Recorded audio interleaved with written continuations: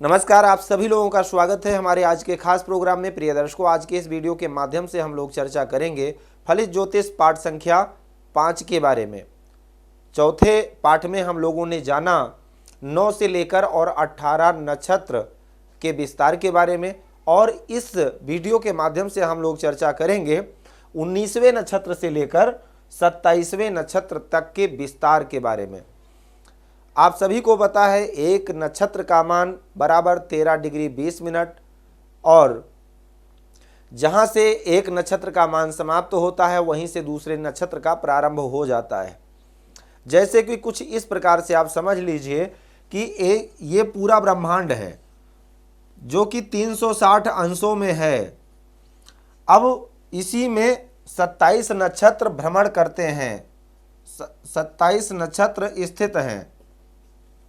ये समझ लीजिए 27 नक्षत्र हैं। अब अगर मान लीजिए ये पहला नक्षत्र है तो इसका विस्तार यहाँ से लेकर और ये दूसरे नक्षत्र यानी दूसरे नक्षत्र ये अश्विनी का विस्तार हो गया। अब ये जो कि अनंत तक फैला हुआ है, अब पहले नक्षत्र का विस्तार यहाँ से लेकर यहाँ तक होगा, यहीं पर अश्विनी नक्षत्र का विस्तार समाप्त हो जाएगा। फिर यहाँ से लेकर यहाँ तक भरणी नक्षत्र का विस्तार होगा, और फिर भरणी के बाद फिर कृतिका का होगा, इसके बाद फिर रोहिणी का होगा। ऐसे ये विस्तार आपको समझना है, जो कि हम इस प्रकार से समझा रहे हैं आपको कि किस नक्षत्र का विस्तार कहाँ कितने अंशों पर प्रारंभ होगा और कितने अंशों पर समाप्त हो जाएगा। तो सबसे पहले नंबर पर 19वां नक्षत्र, जिसका विस्तार कहां पर प्रारंभ होगा, 240 अंशों पर प्रारंभ होगा। 240 अंश पर मूल नक्षत्र का विस्तार प्रारंभ होगा और 253 डिग्री और 20 मिनट पर समाप्त होगा। फिर 253 डिग्री 20 मिनट पर पूर्वाषाढ़ा नक्षत्र का विस्तार प्रारंभ होगा और 266 डिग्री 40 मिनट पर पूर्वाषाढ़ा का विस्तार समाप्त हो जाएगा। इसी क्रम से ऐसे अगर आप जोड़ते चले जाएंगे तो 266 डिग्री 40 मिनट में अगर 13 डिग्री और जोड़ते हैं तो 280 डिग्री पर उत्तराषाढ़ा नक्षत्र का विस्तार समाप्त हो जाएगा। श्रवण का विस्तार 280 डिग्री से प्रारंभ होगा और 293 डिग्री 20 मिनट पर समाप्त होगा। धनिष्ठा का विस्तार 293 डिग्री 20 मिनट से प्रारंभ होगा और 206 डिग्री 40 मिनट पर समाप्त होगा। उसमें 13 डिग्री 20 मिनट 13 डिग्री 20 मिनट आपको जोड़ते जाना है। लास्ट में रेवती नक्षत्र का विस्तार 346 डिग्री 40 मिनट पर प्रारंभ होगा और 360 डिग्री पर समाप्त हो जाएगा, यानी 360 अंश पर समाप्त हो जाएगा। यह क्रम कुछ इसी प्रकार से ऐसे चलता रहेगा, इसी प्रकार से, और ऐसे 27 नक्षत्र का विस्तार होगा। बहुत ही सरल है। एक नक्षत्र का विस्तार 13 डिग्री 20 मिनट तक है, उसके बाद दूसरे नक्षत्र का 13 डिग्री 20 मिनट से प्रारंभ होगा और 26 डिग्री 40 मिनट तक होगा। इसी प्रकार से एक एक नक्षत्र के आगे 13 डिग्री 20 मिनट 13 डिग्री 20 मिनट ऐसे आपको जोड़ते जाना है। बस संपूर्ण नक्षत्रों का विस्तार आपको प्राप्त हो जाएगा। अब जैसे कि मैंने पहले आपको बताया है कि राहु और केतु को छाया ग्रह माना जाता है। इनका राशियों का स्वामित्व प्राप्त नहीं है, लेकिन इनका नक्षत्रों का स्वामित्व प्राप्त है। जैसे कि सबसे पहला नक्षत्र अश्विनी है और 18वां नक्षत्र मघा है, और सबसे पहला नक्षत्र अश्विनी है और 19वां नक्षत्र मूल है और 10वां नक्षत्र मघा है। तो अश्विनी, मघा और मूल ये 3 नक्षत्र के स्वामी केतु होते हैं। नक्षत्रों का स्वामित्व राहु और केतु को प्राप्त है।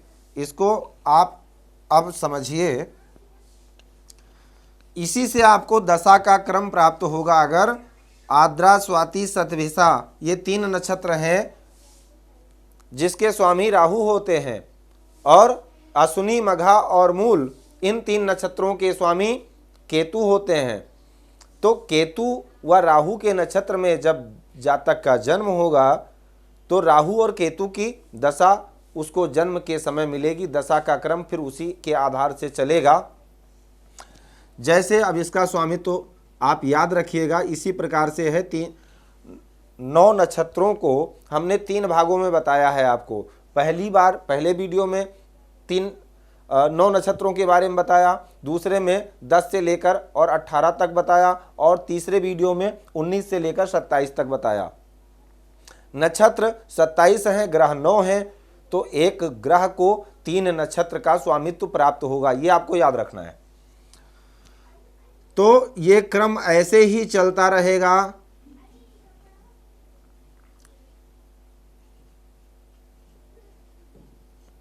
प्रथम नक्षत्र के स्वामी केतु, यानी मूल नक्षत्र के स्वामी केतु, पूर्वाषाढ़ा के शुक्र, उत्तराषाढ़ा के सूर्य, श्रवण के चंद्रमा और धनिष्ठा के मंगल और शतभिषा के राहु, पूर्वा भाद्रपद के गुरु और उत्तरा भाद्रपद के शनि और रेवती के बुध। अब इसका क्रम भी आपको कुछ इसी प्रकार से याद करना है, जैसे कि मैंने पहले बताया है। सूर्य को आदित्य कहते हैं, आ, चंद्रमा को चम, मंगल को भो, राहु को रा, गुरु को जीव और शनि को शा, बुध को बु, उसके बाद के, उसके बाद सु। तो ये क्रम आपको याद करना है, जिससे दशा का क्रम आपको मालूम पड़ जाएगा। आचम भोरा जी साबु केसु, आचम भोरा जी साबु केसु, इसको याद कर लेंगे तो आपको बड़ी सरलता होगी दशाओं के क्रम को याद रखने में। जैसे कि मंगल भौम यानी मंगल के बाद बुधवार आता है। अगर आप ऐसे याद करेंगे सूर्य, चंद्रमा, मंगल, बुध, बृहस्पति, शुक्र, शनि, राहु और केतु, ऐसे नहीं। क्यों? क्योंकि मंगल के बाद बुध आता है और मंगल के बाद दशा किसकी आएगी? राहु की। राहु के बाद दशा किसकी आएगी? गुरु की। गुरु के बाद शुक्र आता है तो शुक्र की ना करके शनि की आएगी। तो इसलिए इस क्रम को आपको याद करना है, आचम भोरा जी साबु केसु। इसको अगर आप याद कर लेंगे तो बड़ी सरलता होगी आपको पाठ को समझने में, दशा को समझने में। अब एक विषय और है, इसी में हम लोग ले लेते हैं। एक नक्षत्र में कितने अंश होते हैं? 13 अंश और 20 कला, 13 डिग्री और 20 मिनट। अब एक नक्षत्र में 4 चरण होते हैं, ये आपको याद रखना है। एक नक्षत्र में 4 चरण, 4 चरण मतलब 4 भाग। आपको एक नक्षत्र के 4 भाग करने हैं। जैसे एक नक्षत्र का मान बराबर 13 डिग्री 20 मिनट है, तो 13 डिग्री 20 मिनट को आपको 4 भागों में बांट देना है। 1, 2, 3 और 4। तो एक चरण का मान कितना होगा? 3 डिग्री 20 मिनट। दूसरे का 3 डिग्री 20 मिनट। तीसरे का 3 डिग्री 20 मिनट। चौथे का 3 डिग्री 20 मिनट। और इसको टोटल करेंगे तो कितना निकल के आएगा? बराबर 13 डिग्री 20 मिनट। अब ये हम क्यों बता रहे हैं? नक्षत्र के 4 भाग क्यों कर रहे हैं? इसको समझने का विषय है, बहुत सरलता से समझ लीजिएगा। आगे जब हम राशियों को पढ़ाएंगे तब आपको बताएंगे कि एक राशि में 9 अक्षर होते हैं। 9 अक्षर यानी 9 चरण की एक राशि होती है। 27 नक्षत्र हैं और एक नक्षत्र में 4 चरण, तो 27 गुणे 4 बराबर 108। ये 108 चरण आपको प्राप्त होंगे। 108 चरण। और राशियां कितनी हैं 12, और एक राशि में कितने चरण होंगे ये आपको आगे बताया जाएगा, लेकिन आप अभी यहीं पर समझ लीजिए। एक राशि में 9 चरण की एक राशि होती है, तो 12 गुणे 9 बराबर 108। जब देखिए इसी ब्रह्मांड में 27 नक्षत्र हैं, इसी ब्रह्मांड में 12 राशियां हैं, तो राशियों का विस्तार कहां तक होगा, उसमें कितने नक्षत्र आएंगे, इसको आपको समझना है यहां पर। तो एक चरण का मान बराबर 3 डिग्री 20 मिनट, एक नक्षत्र का मान बराबर 13 डिग्री 20 मिनट, एक राशि का मान बराबर 30 डिग्री। एक राशि में कितने चरण होते हैं, 9 चरण होते हैं, यानी 9 नक्षत्र के 9 चरण की एक राशि होती है। देखिए अब यहां पर जब आप किसी बच्चे का नामकरण संस्कार करेंगे, बच्चे का नाम निकालेंगे, तो कैसे निकालेंगे, ये उसके लिए है, चरण याद रखना है आपको। जैसे मान लीजिए आज सुबह 10 बजे अश्विनी नक्षत्र प्रारंभ हुआ और कल सुबह 10 बजे तक अश्विनी नक्षत्र रहेगा, तो एक दिन में 24 घंटे होते हैं। इसको आप यहाँ पर गणित करने की जरूरत पड़ेगी, थोड़ा हम आपको बताएंगे आगे। तो 24 घंटे का अगर एक नक्षत्र है, तो एक नक्षत्र अगर 24 घंटे का है तो 6 चौको 24, उसके 6 घंटे का एक भाग, एक चौथाई, उसमें 4 भाग कर दीजिए। तो अगर पहले के 6 घंटे में बच्चे का जन्म हुआ, यानी 10 बजे से लेकर और 4 बजे तक अगर जन्म हुआ तो पहले चरण में हुआ, और 4 बजे के बाद 6 घंटे जोड़ दीजिए, 5, 6, 7, 8, 9, 10, रात्रि के 10 बजे तक अगर जन्म हुआ, शाम को 4 बजे से लेकर रात्रि के 10 बजे तक जन्म हुआ, तो दूसरे चरण में जन्म हुआ। और 10 बजे से लेकर फिर 4 बजे तक, रात्रि के 4 बजे यानी दूसरे दिन सुबह 4 बजे तक अगर जन्म हुआ तो तीसरा चरण है। और रात्रि के 4 बजे से लेकर दिन में 10 बजे के अंदर अगर जन्म हुआ तो चौथे चरण में जन्म हुआ। नक्षत्र एक ही है, लेकिन उसका चरण आपको डिसाइड करना है कि कौन से चरण में जन्म हुआ है।